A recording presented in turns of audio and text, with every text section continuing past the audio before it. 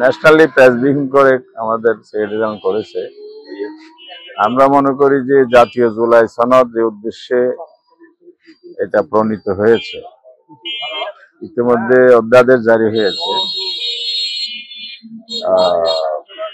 জুলাই সনদ সেটাতে প্রেসিডেন্ট স্বাক্ষর করেছে। ভাষণের উপর প্রতিক্রিয়া হচ্ছে, এই ভাষণে একই দিনে গণভোট দিয়ে জন আকাঙ্ক্ষার প্রতিফলন এখানে ঘটে নাই, গণ আকাঙ্ক্ষার পরিপন্থী এটা আমরা লক্ষ্য করেছি। ভাষণটাতে বিশেষ করে গণভোট একই দিনে হওয়ার কারণে জুলাই সনদ বাস্তবায়নটা অনিশ্চিততার মধ্যে পড়বে।